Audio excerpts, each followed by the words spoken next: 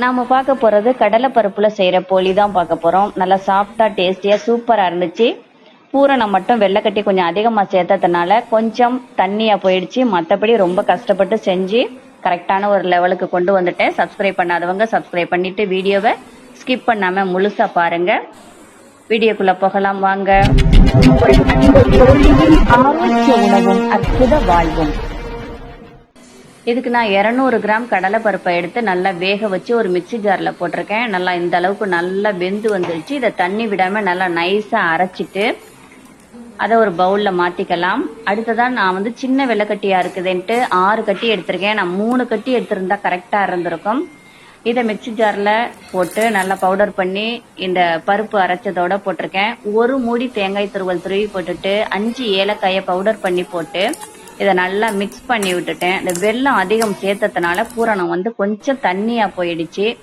அடுத்ததான் ஒரு பவுல்ல 300 கிராம் மைதா மாவு போட்டுட்டு 1 டீஸ்பூன் அயோடின் சால்ட் போட்டு கலருக்கு 1/2 டீஸ்பூன் தான் மஞ்சள் தூள் போட்டேன். கொஞ்சம் கொஞ்சமா தண்ணி ஊற்றி நல்லா மிக்ஸ் பண்ணி பிசைஞ்சு விட்டுக்கிட்டேன். கலர் பத்தாததுனால இன்னும் ஒரு 1/2 டீஸ்பூன் மஞ்சள் தூள் போட்டு அதை பிசைஞ்சு 1 டீஸ்பூன் நெய் விட்டு நல்லா வாசமா டேஸ்டியா இருக்குங்கிறதுக்காக அதை போட்டு பிசைஞ்சு அப்படி கொஞ்ச நேரம் வச்சுட்டு அடுத்ததா ஒரு வாழை இலையில கொஞ்சம் கொஞ்சமா நெய் தடவிட்டு இந்த மாவுல இருந்துட்டு கொஞ்சம் எடுத்து லட்டு மாதிரி உருட்டிட்டு அந்த இலையில வச்சு நல்லா தட்டிட்டு திரும்ப அதை உள்ளங்கையில எடுத்து வச்சு எந்த அளவுக்கு அதை நல்லா வளைச்சி இன்னும் கொஞ்சம் அதை வளைச்சி கொடுக்கணுமோ அந்த அளவுக்கு குழியா வளைச்சி எடுத்துட்டு 1 டேபிள் ஸ்பூன் அளவுக்கு அந்த பூரணத்தை எடுத்து அதுக்குள்ள வச்சு அது எல்லாமே கொஞ்சம் கொஞ்சமா வளைச்சி நீட்டி நல்லா வளைச்சி விட்டு நல்லா க்ளோஸ் பண்ணிட்டேன். இது கொஞ்சம் தண்ணியா இருந்ததுனால எனக்கு ரொம்ப கஷ்டமா போயிடுச்சு.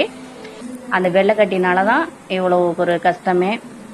மற்றபடி எல்லாமே சூப்பரா பர்ஃபெக்டா வந்துச்சு. அதை நல்லா க்ளோஸ் பண்ணிட்டு வாழை இலையை வச்சு நல்லா கைனால அழுத்தி விட்டுட்டு திரும்ப அந்த இலைய நல்லா மூடி விட்டுட்டு அந்த சப்பாத்தி கட்டை ரோல்னால நல்லா அழகா ப்ரெஷ் பண்ணி நல்லா எடுத்துட்டேன். நல்லா பார்க்கறதுக்கே அழகா இருந்தது. இதை ஒரு தோசை கல்லில் அப்படியே வச்சு தட்டிட்டு மெதுவா அந்த இலையை எடுக்கும்போது லைட்டா பிஞ்சுக்கிட்டு போறது மாதிரி எல்லாம் வந்துருச்சு. எப்படியோ கஷ்டப்பட்டு நல்லா அழகான ஷேப்ல நல்லா எடுத்து நல்லா புரட்டி போட்டு பொன்னிறமா வேக வச்சு அப்படி நான் எடுத்துட்டேன். நல்லா ஒரு சப்பாத்தி மாதிரி நல்லா வந்திருக்கு. ஆனா நல்லா பிக்கும் போது அவ்வளோ ஒரு சாஃப்டா நல்லா அழகா வந்திருந்தது. நல்லா லேயரா லைட்டாவும் தெரிஞ்சுது. எனக்கு கொஞ்சம் கஷ்டமா இருந்துச்சு. இருந்தாலும் அவ்வளவு கஷ்டத்தையும் நான் பொருட்படுத்திக்கிட்டு எப்படியும் இதை கரெக்டா பண்ணணுமேட்டு பண்ணி எடுத்தேன். நல்லா சூப்பரா இருந்துச்சு. டேஸ்டும் செமையா நல்லா வந்திருக்கு. அந்த பூர்ணம் அந்த வெள்ளைக்கட்டி அதிகம் சேர்த்ததுதான் வந்த பிரச்சனையே. மற்றபடி எனக்கு அதுல வேற எந்த பிரச்சனையும் இல்லை. நல்லா டேஸ்ட் அந்த ஒரு சாஃப்ட்னஸ் எல்லாமே நல்லா செமையா இருந்துச்சு. பாருங்க எந்த அளவுக்கு அவ்வளோ ஒரு கஷ்டம். நான் இதை ரெடி பண்றதுக்கு அந்த பூர்ணத்தினால பிரச்சனை. எல்லாமே சூப்பரா இருக்கு. டேஸ்டும் செமையா இருக்கு.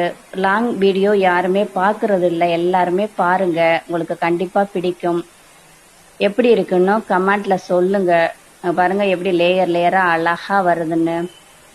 நல்லா பாக்குறதுக்கே நல்லா லுக்கா நல்லா சாஃப்டா நல்லாட்டு ஒரு டேஸ்டியா செமையா சூப்பரா இருக்கு. நீங்களாம் ட்ரை பண்ணுங்க. ஆனா நான் பண்ண அந்த ஒரு தப்பை மட்டும் பண்ணிட வேண்டாம். வெள்ளைக்கட்டியை மட்டும் கரெக்டா சேர்த்துக்கிட்டீங்கன்னா கரெக்டா வந்துடும். எப்படி இருக்குன்னு கமெண்ட்ல சொல்லுங்க. இந்த வீடியோ கண்டிப்பா உங்களுக்கு பிடிக்கும். தேங்க்யூ.